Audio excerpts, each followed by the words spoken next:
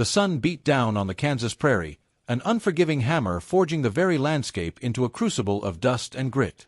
It was a world of harsh beauty, where the horizon stretched endlessly, promising both freedom and oblivion to those who dared to ride its unforgiving expanse. For Jacob and Elias Thorne, two brothers bound by blood and a shared destiny, this was the only world they had ever known, and the only one they cared to conquer. They rode hard, their horses kicking up plumes of ochre-colored dust that clung to their sweat-soaked clothes, painting them in the hues of the land itself.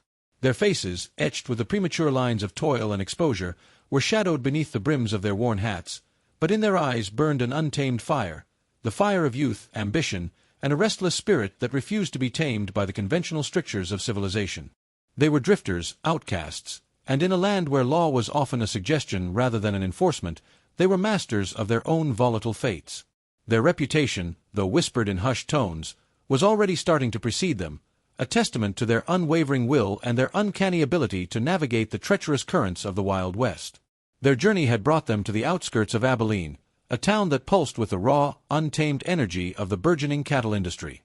From their vantage point on a desolate ridge, the town shimmered like a mirage in the heat haze, a sprawling collection of wooden structures, tents, and bustling corrals, all huddled together in a desperate defiance against the vastness of the prairie. The air carried the distant cacophony of commerce and revelry, the lowing of cattle, the shouts of drovers, the distant clang of a blacksmith's hammer, and the tinny, off-key melody of a saloon piano. Abilene represented a new beginning, a fresh canvas for their burgeoning legend, or so they hoped. Jacob, the older brother, with a more measured gaze and a calculating glint in his eye, saw opportunity in every shadow, every crowded street. Elias, younger, more impetuous, and prone to fiery bursts of emotion, saw adventure, a stage for daring feats and passionate encounters.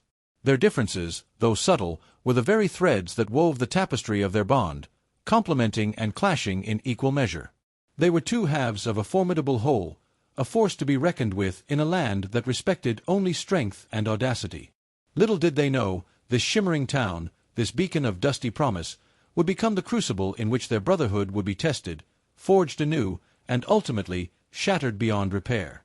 As the sun dipped below the horizon, painting the sky in fiery streaks of orange and purple, casting long skeletal shadows across the land, the Thorne brothers descended into Abilene, utterly unaware of the tragic echoes their arrival would soon set in motion. The transition from the stark silence of the prairie to the raucous clamor of Abilene's main street was jarring, a sensory assault that enveloped the brothers as they rode their weary horses past a gauntlet of bustling storefronts and crowded boardwalks. The air, thick with the scent of whiskey, sweat, horseflesh, and sawdust, vibrated with an electric energy. Drovers, their faces tanned and weathered from weeks on the trail, mingled with gamblers, merchants, and a scattering of painted ladies, all vying for their slice of the burgeoning frontier pie. Jacob and Elias, accustomed to the isolation of the open range, felt the press of humanity like a physical weight, yet they moved through it with an inherent grace, their presence commanding an unspoken deference. Their eyes, sharp and practiced, took in every detail, the wary glances of passers-by, the glint of a hidden derringer, the subtle shift of power dynamics in the various establishments they passed. They were predators in a concrete jungle, assessing, calculating, and preparing for whatever challenges lay ahead. The town was a living, breathing entity, its heart beating to the rhythm of ambition and desperation, and the Thorne brothers were ready to dance to its tune, whatever the cost. Their destination, like that of many who rode into Abilene, was the loudest, most brightly lit establishment on the street, the Golden Spur Saloon. Its swinging doors, scarred and pitted from countless rough entries, promised respite from the dust and a taste of the intoxicating freedom that defined the West. The moment they stepped inside, the din intensified. A haze of tobacco smoke hung heavy in the air, illuminated by the flickering gaslights and the glow of the massive crystal chandelier hanging precariously above the main gambling hall. The floor was a mosaic of spilled whiskey and trampled sawdust, echoing with the clack of billiard balls, the excited cries of card players, and the insistent, somewhat mournful tune of a piano. Jacob, ever the pragmatist, immediately sought out the bar, his gaze sweeping the room, taking in the faces, searching for weaknesses, opportunities, or threats.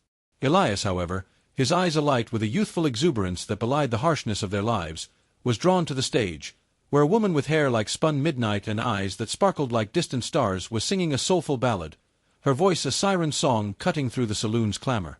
Her beauty was undeniable, a stark contrast to the rough-hewn faces that surrounded them, and in that instant, a seed of fascination, perhaps even obsession, was planted in Elias's heart. Jacob noticed his brother's captivated gaze, a flicker of concern creasing his brow. They had come to Abilene for fortune, for power, but already a dangerous distraction had presented itself, a beautiful woman whose presence promised to intertwine their fates in ways they could not yet fathom. As the woman's voice soared, echoing through the smoky saloon, a new chapter of the Thorne brothers' destiny began to unfold, one fraught with desire, rivalry, and the ever-present threat of a West that demanded its pound of flesh. Will Elias's newfound infatuation derail their plans, or will it be the catalyst for something far more profound and devastating?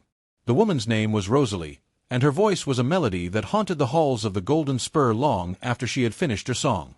Elias, drawn to her like a moth to a flame, pushed through the crowd, his gaze never leaving her. Jacob, ever the silent guardian, followed a few paces behind, his eyes scanning the room, noting the hungry, possessive looks from the men in the saloon. He knew, with an instinct born of years of riding the dangerous edge of the law, that his brother's impulsive infatuation was a liability, a weakness that could be exploited. But for now, he let Elias have his moment, a silent, disapproving observer. Elias reached the stage as Rosalie was stepping down, a subtle smile playing on her lips as she met his gaze. Her eyes held a mixture of weariness and defiance, a reflection of a woman who had seen the ugly side of the world but had not yet been broken by it. Their conversation was a whirlwind of introductions and shared smiles, the sounds of the saloon fading into a distant murmur as they spoke. Elias, normally guarded and stoic, found himself disarmed by her wit and her unblinking honesty.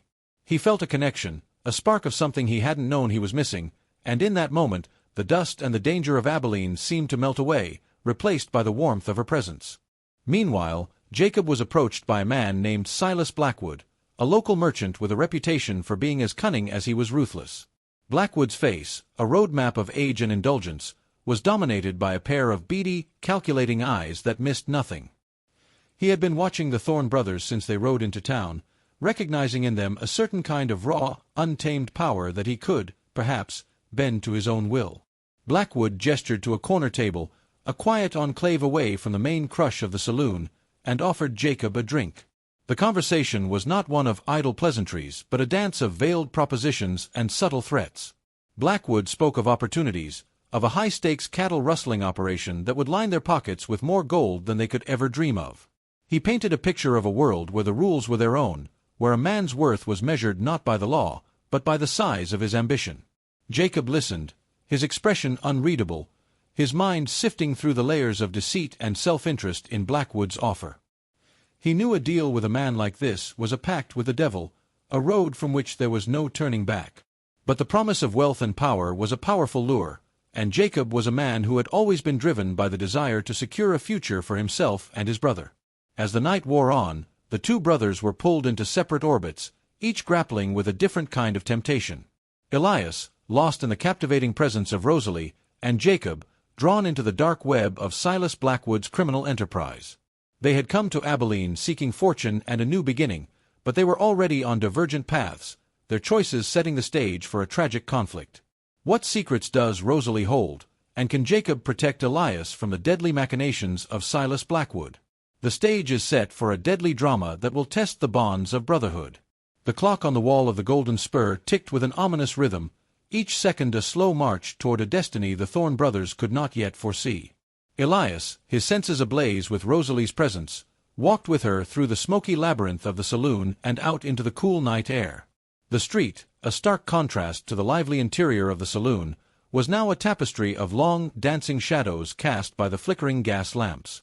The distant hum of the town was a quiet backdrop to their conversation. Rosalie spoke of her life, not as a performer, but as a woman who had seen the harsh realities of the frontier. She was from a small, forgotten town in Texas, a place where a woman's dreams were often buried before they had a chance to bloom. She had come to Abilene seeking independence, a chance to forge her own path in a world where men held all the power. Elias, with a newfound sense of protectiveness, listened intently, his heart stirred by her resilience and her vulnerability. He saw in her a kindred spirit, a fellow wanderer who, despite all odds, refused to be defined by her past. In that quiet, shared moment, amidst the grit and the shadows of Abilene, something deeper than infatuation took root, a powerful, burgeoning love that would soon become the most dangerous force in their lives. Back inside the saloon, Jacob was deep in a conversation that was less of a dance and more of a negotiation with Silas Blackwood.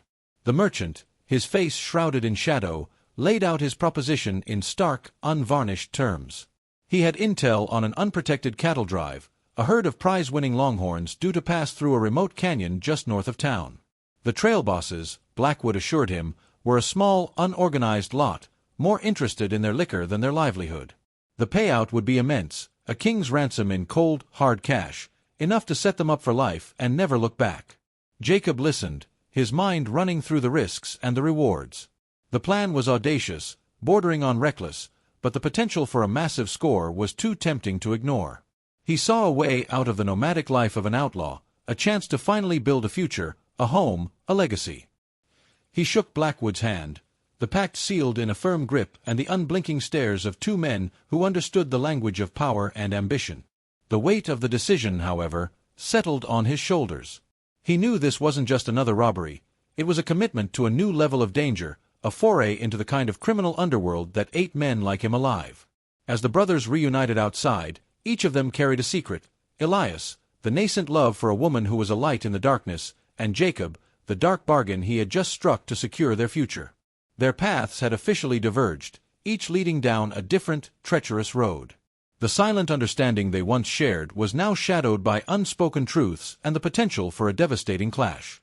Will Elias's new love be a beacon of hope or a source of conflict that pushes the brothers to their breaking point?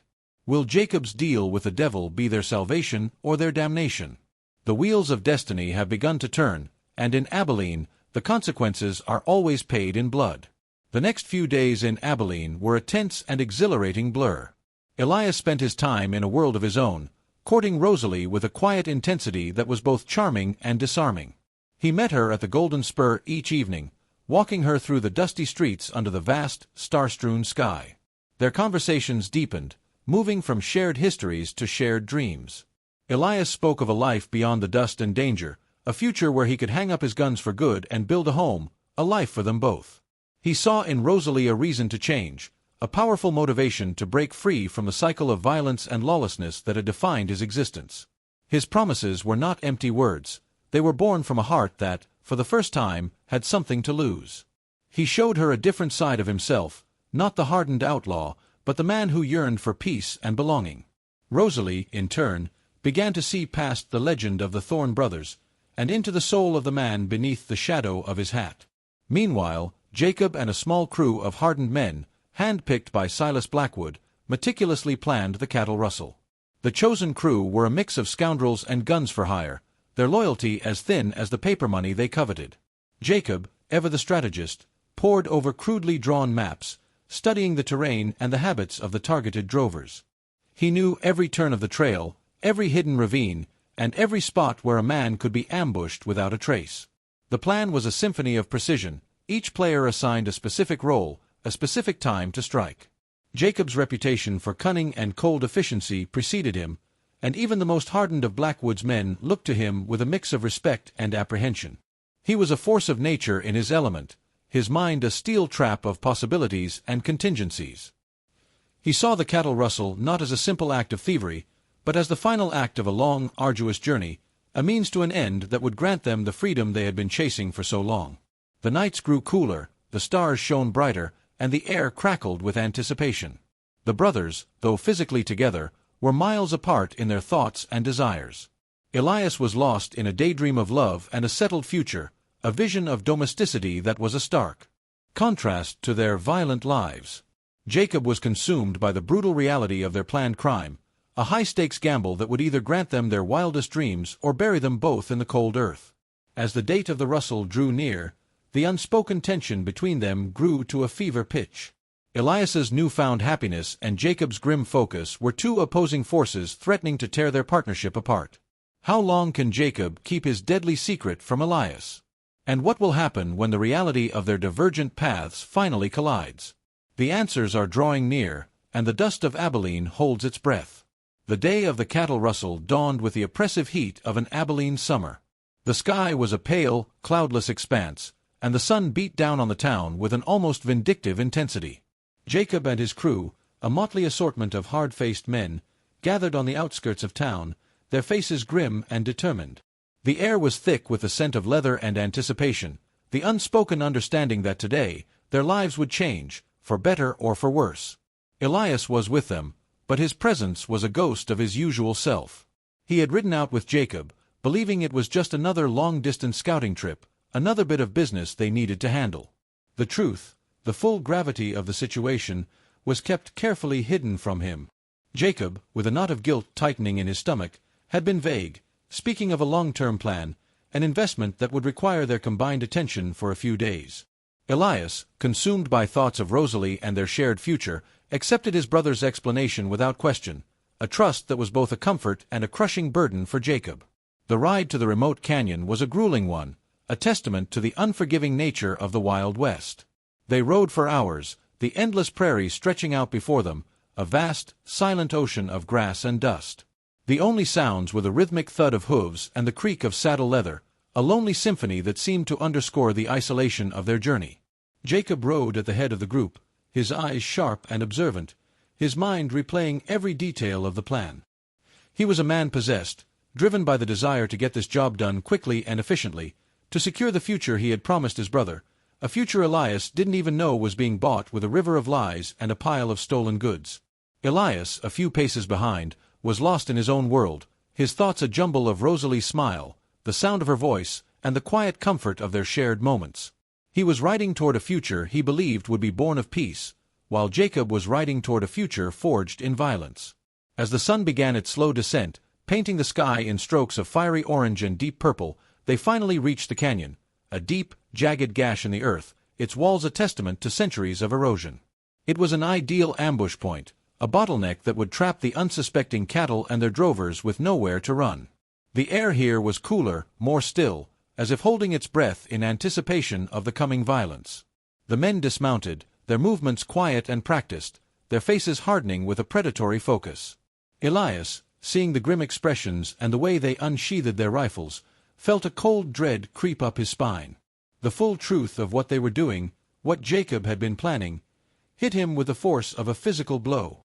The illusion of a peaceful scouting trip shattered, revealing the ugly, brutal reality of their destination. The final hour of daylight was a silent standoff, each man waiting, their tension a palpable force in the cooling air. Elias, standing in the shadow of the canyon wall, looked at his brother with a mixture of betrayal and disbelief. The plan, the lie, the risk, it was all too much. How could Jacob have dragged him into this, knowing what he was fighting for? The question hung in the air between them, a chasm as deep as the canyon itself. Will Elias confront his brother before the ambush begins, or will he be forced to participate in a crime that could cost them everything? The night is young, and the fate of the Thorne brothers hangs in the balance. The silence in the canyon was a living thing, a heavy blanket that settled over the men and their horses as they waited for the unsuspecting cattle drive. Elias, his heart a furious drum in his chest, couldn't shake the feeling of cold dread that had taken root when he realized the true purpose of their ride. He moved away from the others, seeking a moment of privacy with Jacob in the deepening twilight. The setting sun cast long, skeletal shadows across the rugged canyon floor, mirroring the fractured state of their brotherhood. The air was thick with the dust of their long journey, but even thicker with the unspoken tension between them. "What is this, Jacob?" Elias's voice was low, strained with a sense of betrayal. "You told me we were scouting. You promised me this life was behind us." Jacob turned to face his brother, his features grim and unyielding in the fading light. He saw the pain and confusion in Elias's eyes, and a wave of guilt, sharp and swift, washed over him. But he pushed it down, replacing it with the hardened resolve of a man on a mission. "Don't be a fool, Elias. This is the last time. A job like this, it sets us up for life. We can buy a ranch, a real one, far from here. We can be done with this life, truly done." He spoke with a fierce urgency, as if the words themselves could magically erase the moral chasm between them. "This isn't just for me. It's for you. For your future. The one you keep talking about with that woman." The name, Rosalie, hung in the air, a silent accusation and a desperate justification all at once. Jacob knew this was the ultimate gamble, that by bringing Rosalie into the conversation, He was either cementing their bond or shattering it beyond repair. Elias reeled back as if physically struck. The mention of Rosalie's name, the way Jacob had used her as a pawn in his dangerous game, was a bridge too far. He had put his trust in his brother, believing that they were working toward a shared, peaceful future. But he now saw that Jacob's version of that future was a lie, built on the very violence they were supposed to be leaving behind. "Don't you dare bring her into this," Elias snarled, his voice a low growl of pure fury. "She's got nothing to do with your greed, with your lies." The brotherhood that had defined their lives, a bond forged in shared hardship and unwavering loyalty, was now stretched to a breaking point. The truth of Jacob's betrayal had finally been revealed, and with it, the foundation of their relationship was beginning to crack. As the last vestiges of daylight bled from the sky, a distant rumble echoed down the canyon, the telltale sound of hooves and lowing cattle. The drovers were nearing. The moment of truth had arrived, not just for the planned robbery, but for the very soul of the Thorne brothers' partnership. Will Elias's moral outrage prevent him from participating in the ambush, putting both of their lives at risk? Or will he, for the sake of survival, become a part of the very thing he despises? The stage is set for a choice that will forever alter the course of their lives, and there's no turning back now. The distant rumble of hooves was no longer a promise but a roar, a low, guttural thunder that reverberated off the canyon walls and through the very ground they stood on. For Elias, it was the sound of his future being stolen from him. He stood rooted to the spot, a silent sentinel amidst the grim, ready-to-strike crew. He watched as the men took their positions, their faces illuminated by the dying light of the campfire a few hundred yards away. He saw the drovers, tired and unsuspecting, silhouetted against the firelight as they settled in for the night. A wave of sick revulsion swept over him. This wasn't a heist. It was a slaughter, a cold-blooded act of violence against men who had done nothing but their jobs. He looked at Jacob, whose face was a mask of iron resolve, his eyes fixed on the approaching herd. A silent plea passed between them, a desperate last hope that his brother would see the folly of this path, but Jacob's gaze held no room for retreat. The moment of truth had arrived, the crossroads of their brotherhood, and Elias knew with a chilling certainty that the path he chose would determine not only his own fate, but perhaps his brother's as well. With a sharp whistle from Jacob, the silence shattered. The first shots rang out, not to kill, but to spook the herd.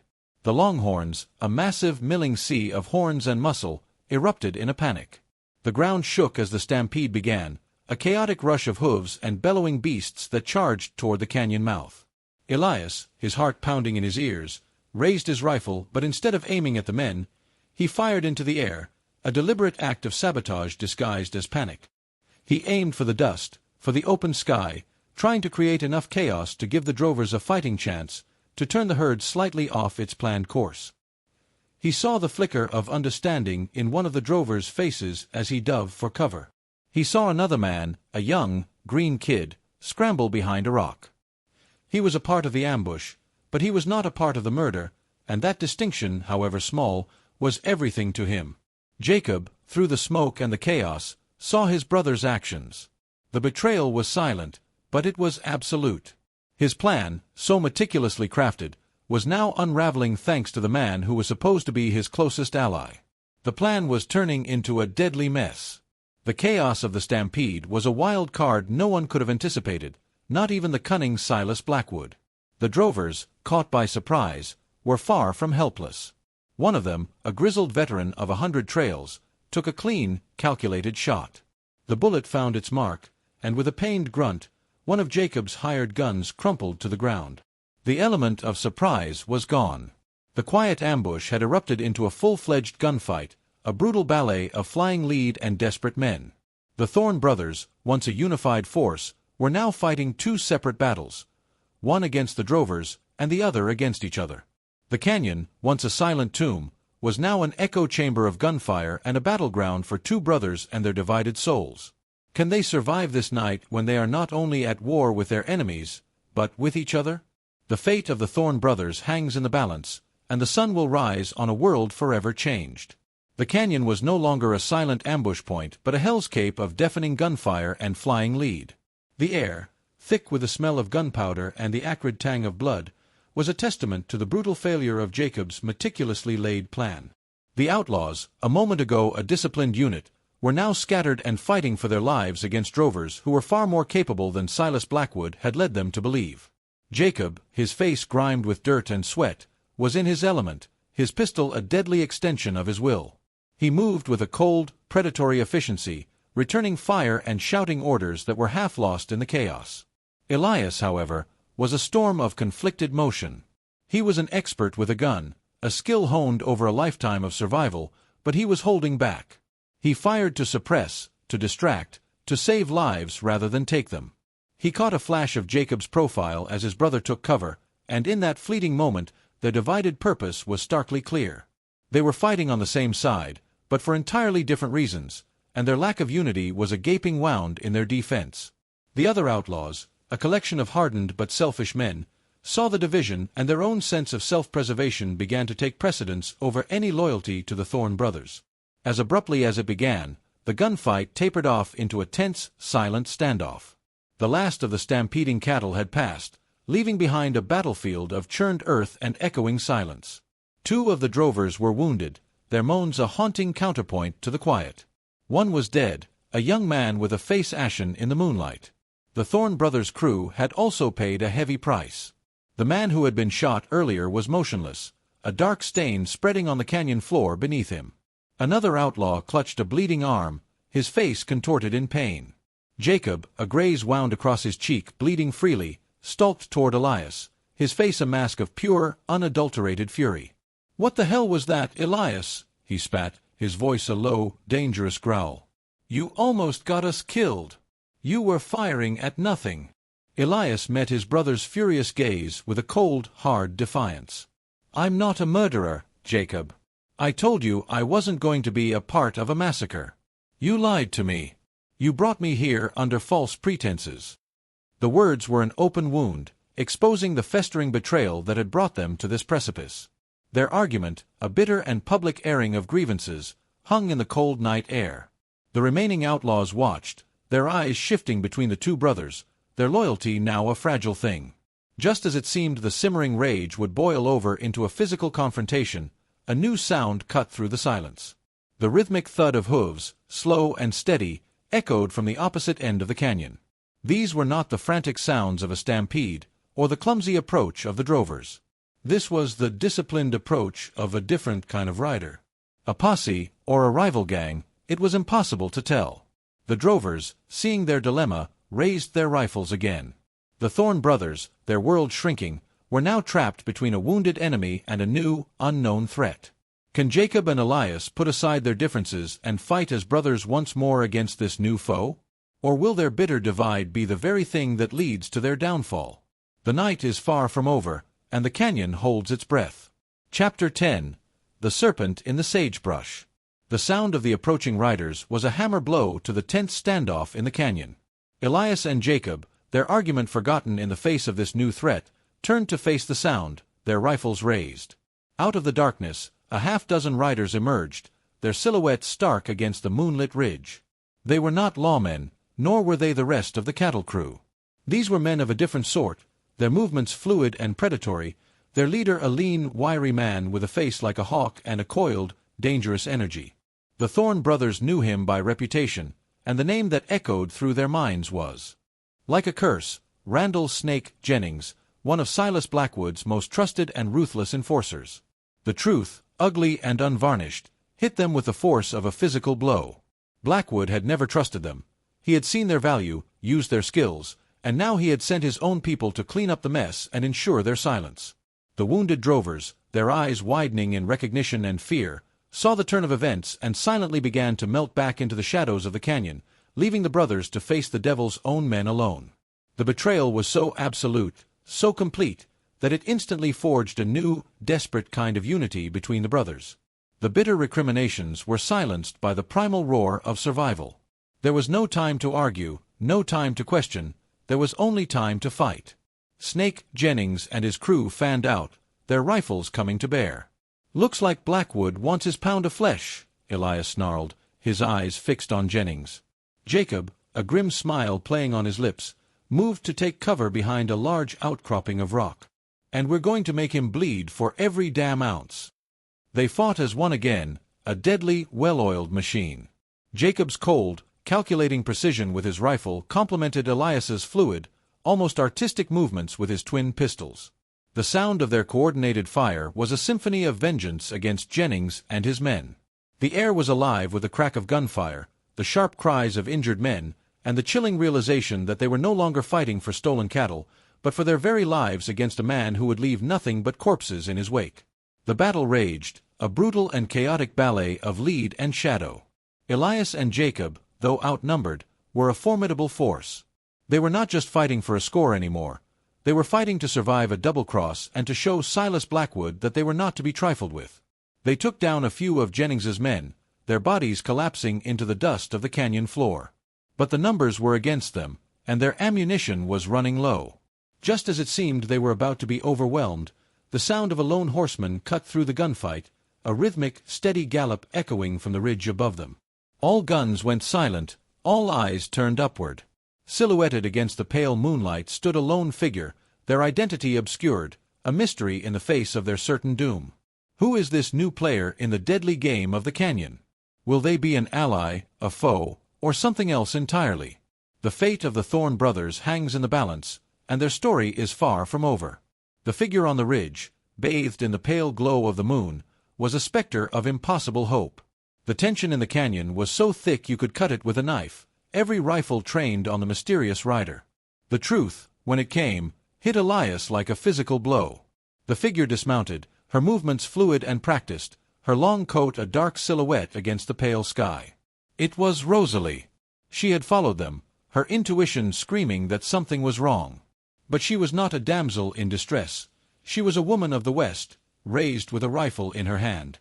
Without hesitation, she knelt, took a clean, precise shot, and one of Silas Blackwood's men screamed and fell, clutching a wounded shoulder.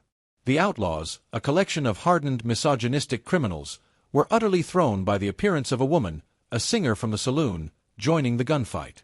The surprise was a gift, a moment of chaos that Elias and Jacob seized upon, their hearts now pounding with a new, frantic energy.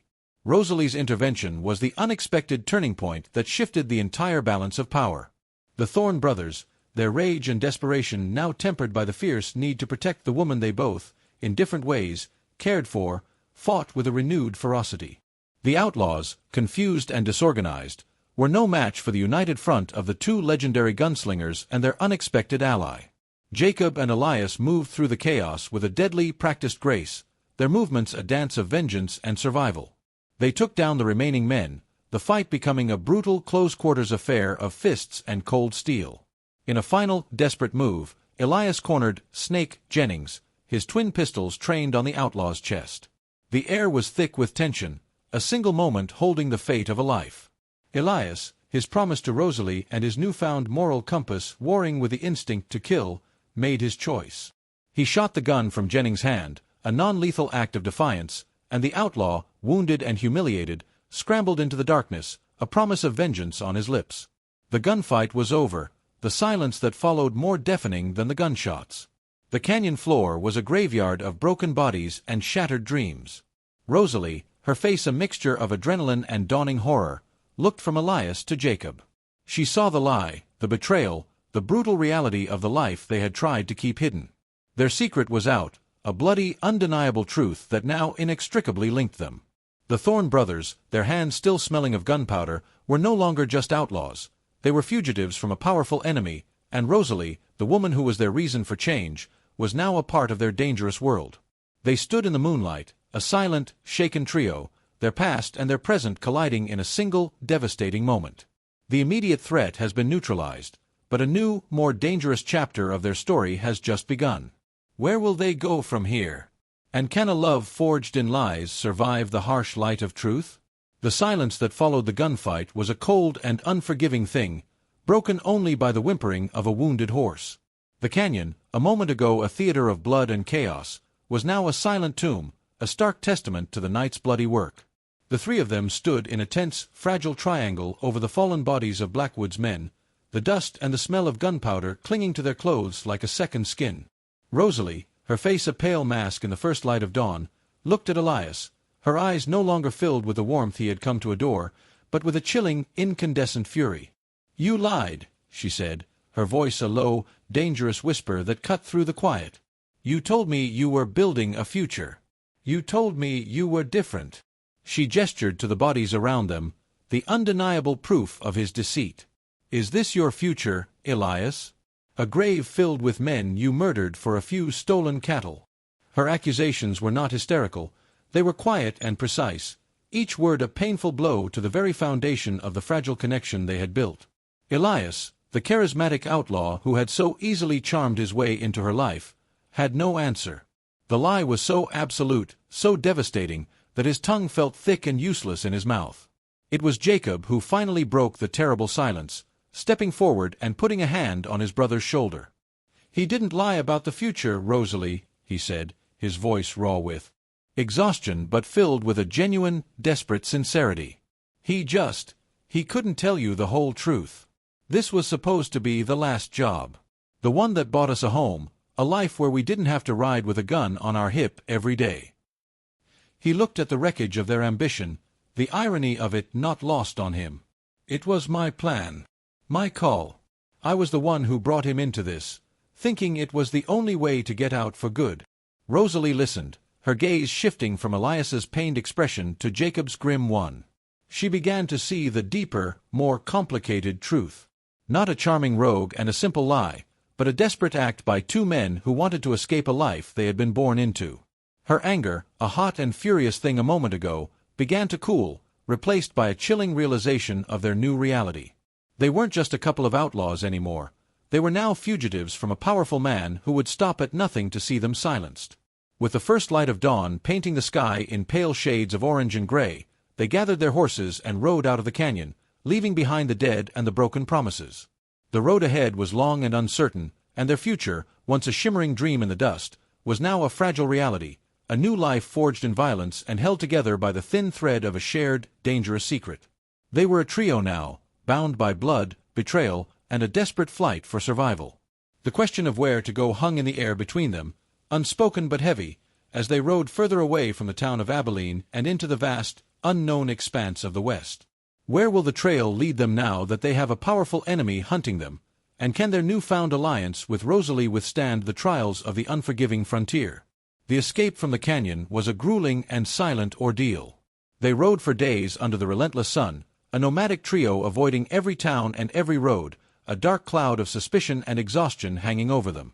Rosalie, a woman accustomed to the shelter of a roof and the bustle of a town, was a testament to the raw, unyielding spirit of the frontier. She rode until her muscles screamed, her face streaked with dirt and tears, but she never complained. The silence between them was thick with unsaid words, a chasm filled with the ghosts of the lies Elias had told and the betrayal Jacob had committed. Elias, his heart heavy with regret, would steal glances at Rosalie, his soul aching to bridge the distance she had placed between them. Jacob, ever the silent guardian, rode with his head on a swivel, his eyes scanning the vast, empty prairie for any sign of a pursuer. Their easy, reckless camaraderie was a distant memory, replaced by the grim, unspoken reality of their new life. After what felt like an eternity, they stumbled upon a forgotten ghost town, a desolate monument to a failed mining boom. A collection of sun-bleached shacks and skeletal saloons stood as silent witnesses to a bygone era, their broken windows like empty eyes staring out at the unforgiving landscape. The town was a refuge of rust and scraps, its isolation a balm to their weary souls. They found shelter in a dilapidated but still standing saloon, its dusty interior a stark contrast to the lively establishment Rosalie had once graced. They made a fire and shared what little food they had, the simple act of rest finally allowing the tension to break. Rosalie, her face softened by the firelight, finally let the dam of her emotions break. She wept, quiet sobs of exhaustion and grief, and Elias, without a word, went to her, holding her in his arms until the tears subsided. In that quiet, shared moment, a new foundation was laid, a truth born of shared pain and the raw honesty of the open road.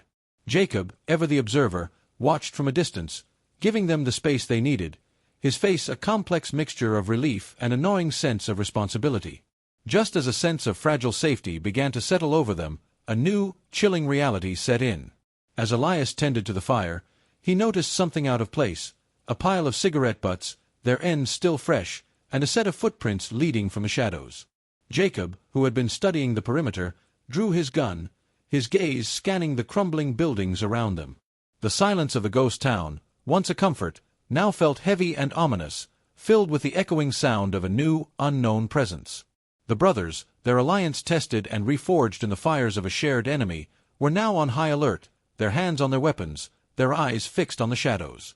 Are they truly alone in this desolate town, or have they stumbled upon another secret of the West, a new threat waiting in the wings?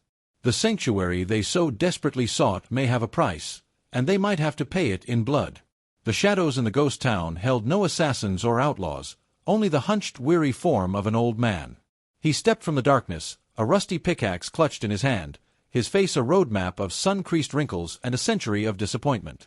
His name was Jedediah Cole, and he was the town's last inhabitant, a solitary prospector clinging to a lost dream of finding gold. He was a relic, a man out of time, and the sight of him was a jarring contrast to the violent world the Thorne brothers had just escaped. He was initially wary of them, his eyes sharp and observant, but the kindness in Rosalie's face and the exhaustion on the brothers led him to lower his pickaxe and offer them a seat by his small, flickering campfire. He was a simple, lonely man, starved for human contact, and the trio, so accustomed to a life of suspicion, found themselves disarmed by his guileless generosity. For the first time in days, the air was not thick with tension but with the old man's rambling stories of a bygone era. He spoke of the town's boom and bust, of rivers of gold that ran dry and the men who went mad chasing them. Rosalie, a woman of words and music, found a strange comfort in his tales, a quiet rhythm in his voice that was a balm to her battered soul. Elias and Jacob, their hands still smelling of gunpowder, sat and listened, their senses still on high alert, but the peace of the moment began to chip away at their defenses. Jedediah, in his own way, offered them a different kind of refuge, one not from the elements or from men, but from the relentless grind of their own fears and regrets. For one night, they were not fugitives, but simply three weary travelers sharing a fire with a lonely old man. The next morning, as the sun rose over the skeletal buildings, painting the town in hues of pale gold, Jedediah offered them what little food he had left. He spoke of his need for more supplies and his method for getting them, a trusted contact who visited once a month. "He's a good man," the old prospector said, his face earnest. "Comes all the way out here to get me what I need. Never misses a month." He described the man in detail, a description that sent a cold jolt of recognition through Elias and Jacob. The man was not a simple peddler. He was a vicious and methodical tracker, a man who worked for Silas Blackwood. The brothers' hearts sank with a sick, twisting certainty. They had not found a refuge. They had stumbled into a trap, a dead end on a road that would lead their enemy directly to them. The sanctuary they so desperately sought was about to become their hunting ground.